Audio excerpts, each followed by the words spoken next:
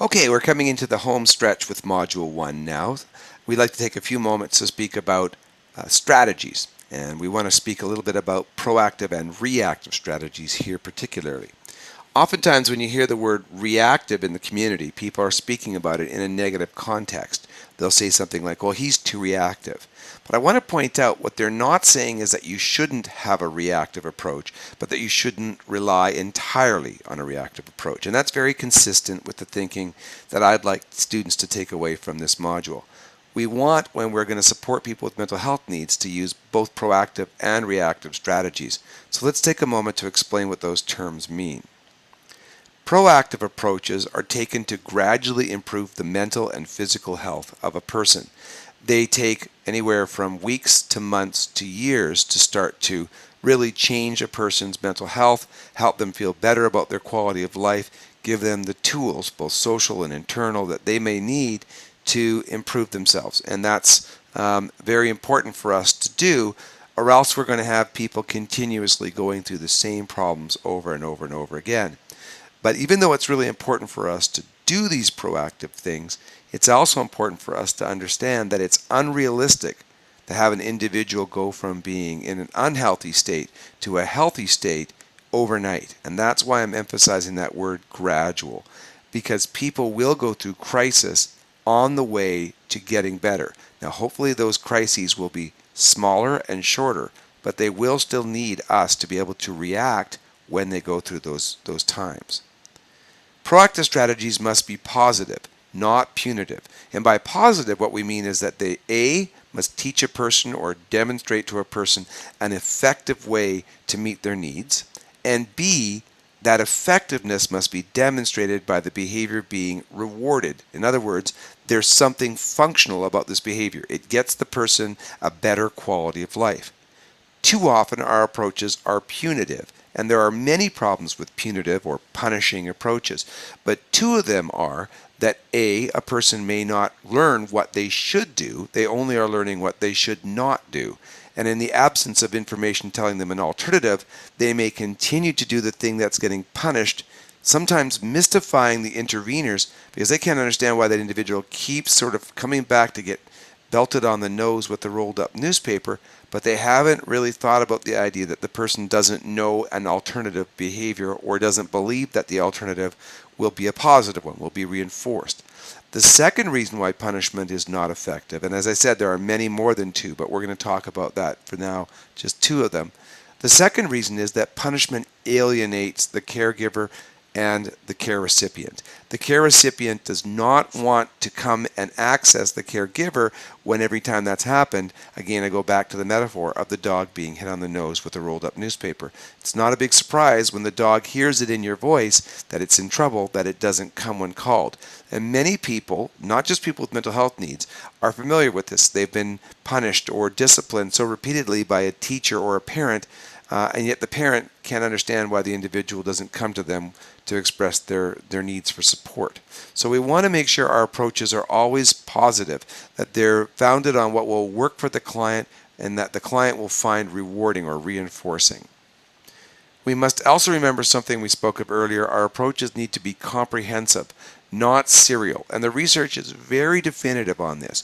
If we try to support people by giving them one type of support, and then after that support has worked, we give them a second type of support, and then after that, a third type of support, the research demonstrates that they don't get to the second or third level. So for example, saying, well, I'm going to stabilize you on your medications, and then I'm going to get you in for counseling, and then I'm going to get you in for employment assistance, that's a serial approach. And it often doesn't work because the person's not getting the full value of the medication or of the counseling services or the other sort of services we might put together because they're not being augmented. When we use a comprehensive approach, the person getting medication and counseling and education and employment support and housing support and any number of other types of interventions all at once, each one of those things has every aspect of it augmented by the the other types of services that are going on.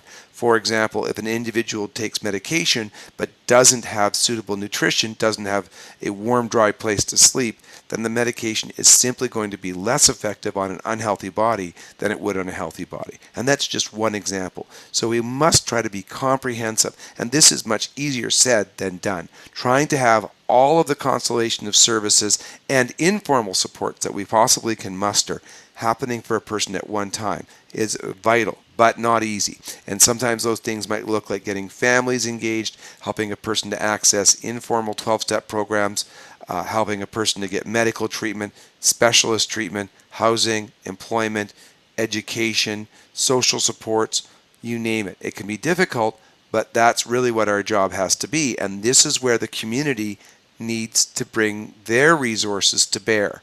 We have to go back to a time when we didn't rely always on a government system to fix our problems, because the truth is that has never really been effective.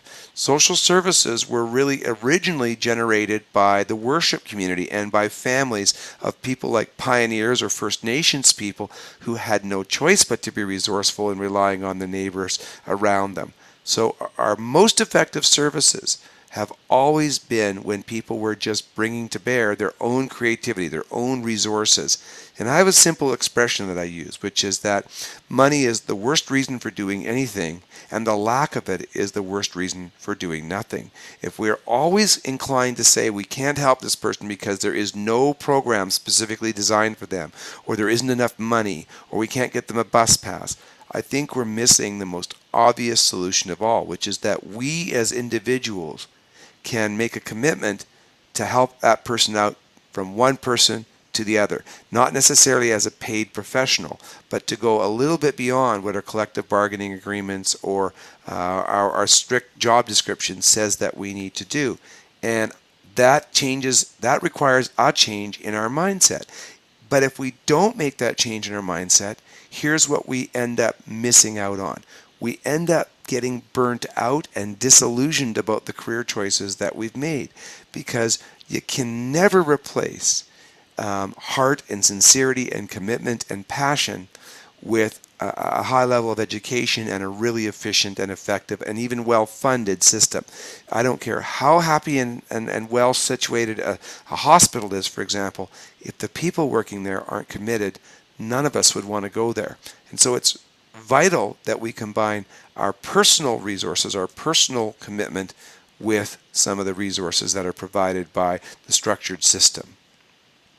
So we have to rely on a team approach, and we have to rely on building a true and sincere, professional but still true and sincere relationship with the individual we're supporting.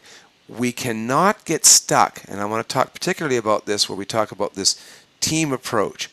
We cannot get stuck in the notion that other people have different philosophies from us or different jargon from us. That's a given. Police officers, for example, are charged with the duty to protect the community. The greater good is what they're all about. Physicians, they have a duty, and so do the rest of the staff that often work alongside of them, to help people be better, whereas social service workers often have a responsibility that corresponds to helping people to be connected to community, improving their dignity, and improving their overall quality of life, which may or may not mean that they're physically improving their health. It may mean that they're improving their social resources, but their health is fairly stable. So it can be difficult sometimes to have this team approach and connect with people because you're kind of speaking different languages. But it's important, and that's part of the reason why we're doing this course, to understand the philosophical and technical differences of each profession, and to value them and understand that we only succeed when we have that team approach. Now, reactive strategies. Reactive strategies are those approaches taken to mitigate and manage crises which we know are going to occur. A person is not going to go from being mentally unwell or even physically unwell to magically being better in a few days. And we need to be prepared for example, relapses for people who are going through dependence programs. We need to be prepared for people to go off and try something with a self-help type of approach for a mental health need and come back and say it didn't work. We can't just have one tool in our toolkit. So we just have to be prepared to help people for these boiling over periods in their life. They will happen. They happen to all of us. We want to use reactive strategies in a way that is good and constructive, not on their own. And I consider it to be an ethical underpinning that you do not use reactive strategies alone. And that's a huge issue because much of our system is designed only to get engaged when a person's in crisis. From a kid in school to a mentally ill person being transported under Section 28 to a hospital, it seems that our system knows when to respond when there's major crisis. And we spoke about this notion at the very beginning of this module. The idea is that we want to take that crisis and see it, oddly, as an opportunity to continue to support an individual even though the crisis may seem to have resolved itself. So we must accompany our reactive strategies with a proactive strategy. And our proactive strategy and a reactive strategy cannot be counterbalanced. For example, it should stand to reason that when a person is having a difficult time coping, we don't put them on a drug that is going to undermine perhaps if they had dealt with an addiction issue in the past. So for example, doctors need to be careful when they're interacting with an individual who's going through a life stressor that they don't give this individual a benzodiazepine, which can be habit forming in the space of less than 2 weeks for the typical person and maybe more rapidly habit forming for a person who has a history of addiction. So they have to think about, how do I deal with that short-term life crisis without giving a med that may reinstigate the bigger problem. So what is PSR? Well, in order to help you understand the concept, I want you to imagine the following scenario where you're asked to basically participate in an experiment. Imagine you've been asked to spend 30 days in which you can have zero contact with family or friends. You're not allowed to have a job or any meaningful recreation. You may eat only processed foods like white bread or boxed macaroni and cheese or fast food. You can watch TV as much as you'd like, and I could even venture to say that you could play video games or surf the internet during that time. Your sleep patterns will be disrupted, and you will not get any exercise. You will engage in zero creative activities or spiritual exercises such as prayer or attending worship services. However, you may have all the medication you wish. What would happen to your mental health in that 30-day period? I think it's safe to say that there really isn't an amount of medication that could perfectly balance the offsetting losses that you had by not having all those social contacts or meaningful experiences in your life.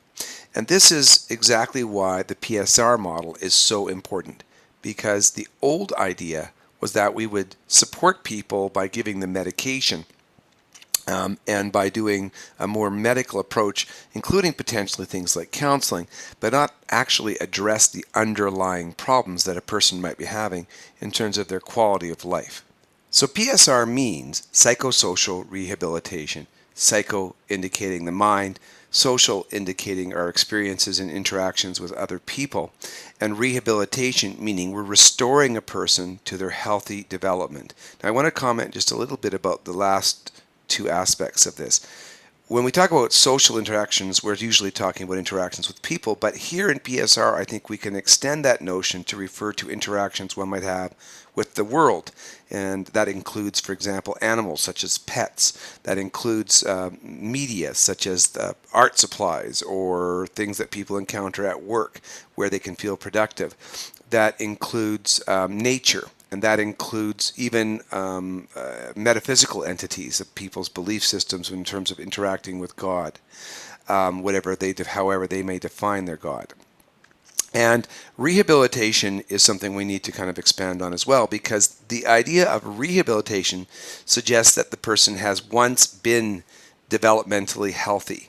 And the truth is that many of the people we'll support have never fully been habilitated. In other words, they never developed into a normal, healthy person in the first place. They were missing some vital ingredients. And much of the time, our job is to help that person later in life catch up, to acquire some of the things that they otherwise would have missed. And so habilitation sometimes is as apt a term as psychosocial rehab.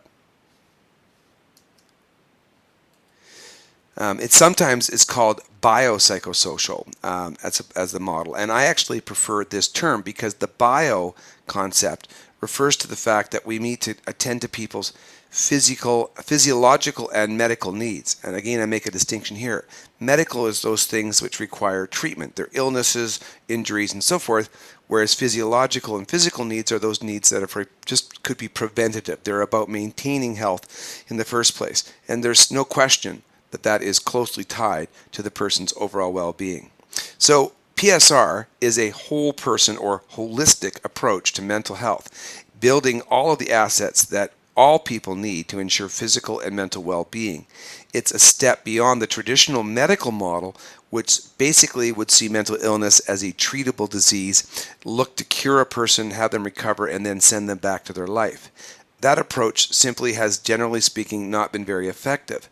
And instead, what's better is to assess the underlying determinants of why a person may be experiencing mental health issues and help to address them at the root. So we want to think about that being holistic. We also want to think about it being long-term. The care that individual receives is not going to simply occur until they appear to be better and then they're sent off. Instead, our care would be continuous, and it might fade out or be handed off to lay people or to the individual as self-help themselves, or often a constellation of people. We want to have a constellation of approaches, and so at the end of it, we may actually fade out as professionals, but we will have a constellation of people surrounding that individual who would provide the supports, and the individual themselves would do some of that work, often as much as possible. And the third idea behind it is that it is a preventative approach, not just a responsive approach, and that goes back to what we talked about in the couple of slides ago. Both proactive and reactive aspects are balanced in terms of the PSR approach. Psychosocial rehab values dignity, self-worth, social value, and productivity and education. The ideas of dignity and self-worth are critical because many people who are homeless or who have otherwise rejected treatment will tell you that the single most common reason why they don't go into care providing environments is that they feel from their past experiences like they are going to lose themselves, lose their individuality, lose the dignity that the last scraps of it that they sometimes hold. And that's very difficult for a person in terms of their self-worth. In terms of social value, we know that stigma applies to many people with mental health needs, and without social value, we are not likely to gain much self-worth. And we'll speak more about that in Module 2. But PSR looks at ways for people to build their sense of self-worth, to maintain or even strengthen their sense of dignity and social value.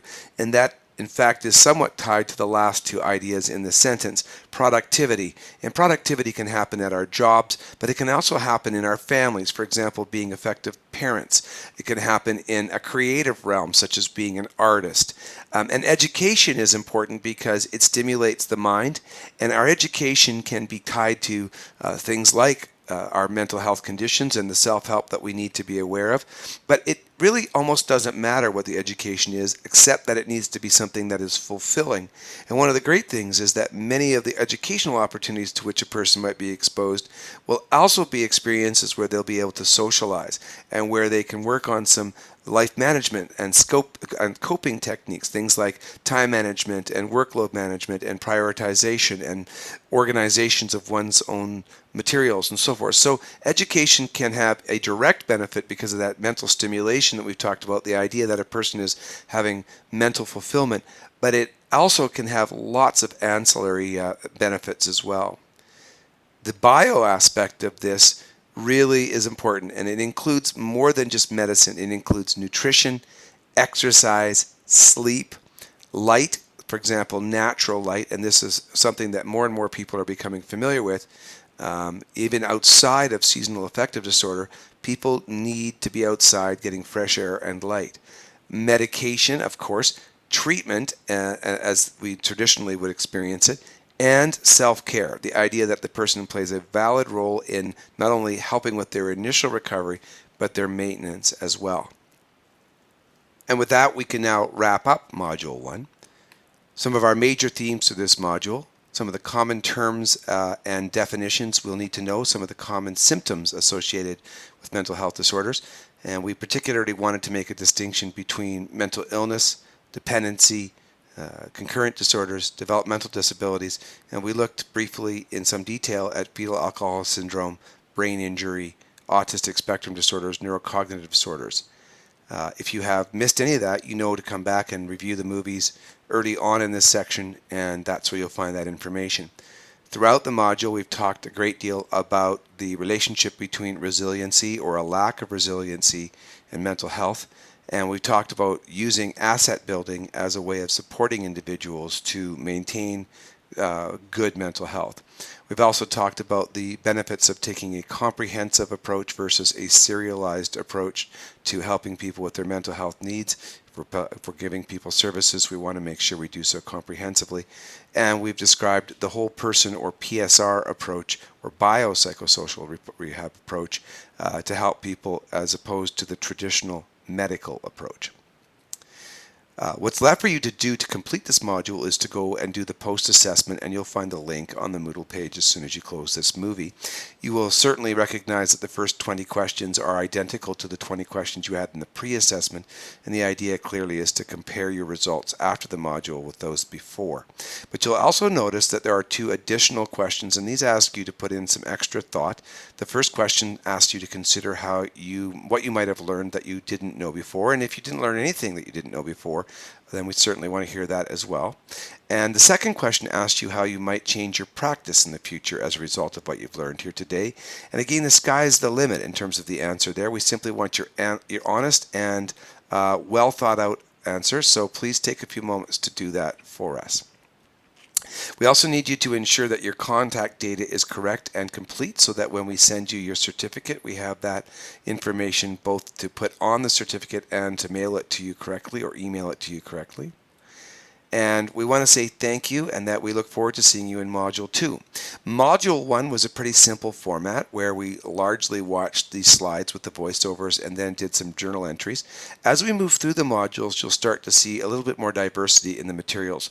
You'll see things, for example, like videos of panels or of experts, more cutouts to online resources, and more role plays and similar exercises for you. So given that this was the introductory module, we had it fairly simple, but we'll add more as we go into the other modules, and we look forward to seeing you there. Thanks again for joining us for Community Care's Module 1, Foundations of Mental Health.